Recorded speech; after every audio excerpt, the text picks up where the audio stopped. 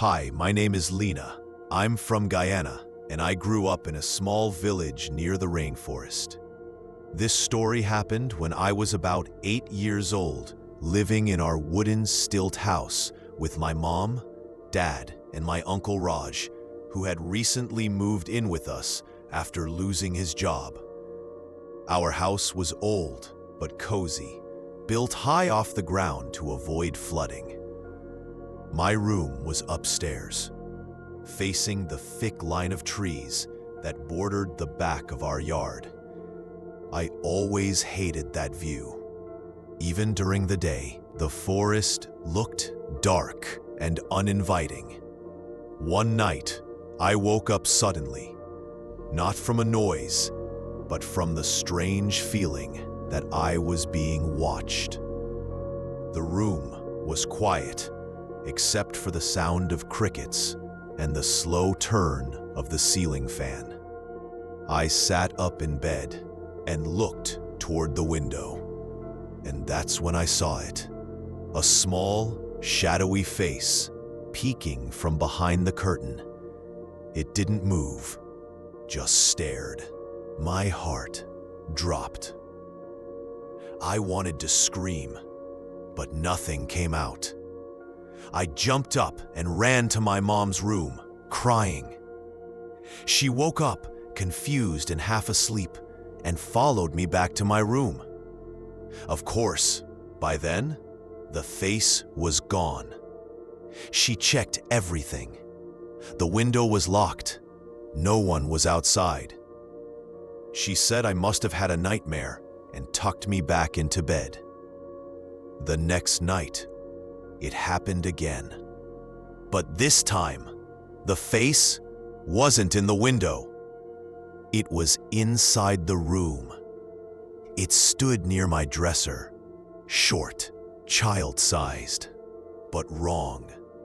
Its eyes were too big, its head slightly too round. It was just staring at me, unmoving, like a statue. I froze, too scared to even blink. I shut my eyes tight and pulled the blanket over my head, whispering prayers I barely remembered from church. Eventually, I must have fallen asleep again. In the morning, I told my Uncle Raj what I saw. He grew very quiet. Then he told me something I never forgot. He said, "Lena, that sounds like a kanaima." A kanaima, in our culture, is a vengeful spirit that can take different forms, sometimes human, sometimes animal, and sometimes something in between.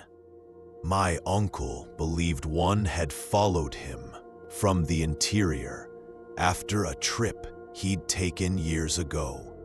That night, he lit incense and placed protective charms around my room.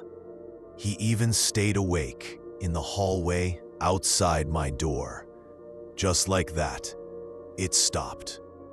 I never saw the thing again, but to this day, I won't sleep near uncovered windows, and I never, ever look into the forest after dark. My name is Nisha, and this happened to me in 2015 when I was 16 years old.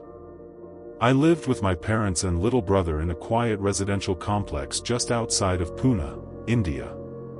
It was one of those gated communities with identical beige buildings and narrow walkways in between. Ours was Block E, 3rd floor. Every evening after dinner, I'd go to the rooftop to get some fresh air. It was peaceful up there. I'd usually plug in my earphones and watch the sky shift from blue to black. The rooftop was always empty, except for one locked maintenance room with a rusted metal door. No one ever went near it. One night, around 9:30, I was on the rooftop as usual.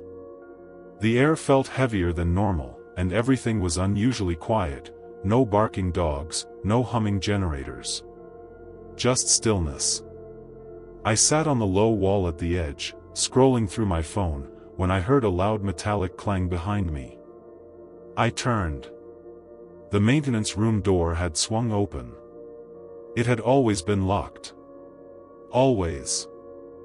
I froze, staring into the dark interior. There was no light, no sound, just blackness.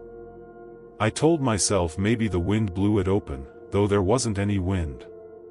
I decided to leave, but as I walked toward the stairwell, I heard something behind me.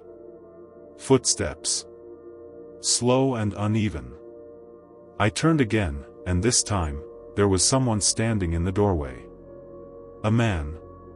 Tall, but slouched. His arms were long and his head tilted unnaturally to one side, as if his neck couldn't support it. I couldn't see his face clearly, just a faint outline in the dark, but what stood out was the way he swayed. Like he couldn't keep still.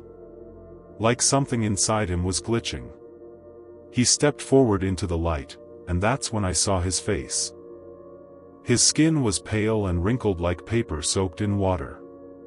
His eyes didn't match, one looked too big and the other was cloudy, unfocused. His mouth hung open slightly, as if he was mid-breath but never finished it. I gasped and stumbled back, my phone slipping from my hands. He didn't run. He didn't speak. He just stared at me, breathing heavily, and started moving closer, slow at first, then faster, dragging one leg as if it was broken. I ran. I flew down 3 flights of stairs, skipping steps, nearly tripping at every turn. I didn't look back. I didn't want to know if he was behind me. When I burst into the apartment, I slammed the door and locked it. My heart was racing. My parents asked what happened, but I couldn't even get the words out right away. The next morning, I convinced my dad to go check the rooftop with me. We found the maintenance room. Locked. A thick chain and padlock holding it shut like it always had been. There were no footprints. Nothing disturbed. As if no one had ever come out of there. I stopped going up to the rooftop after that. And even now, years later, I sometimes wonder. If that door ever opened again, would someone else see him too?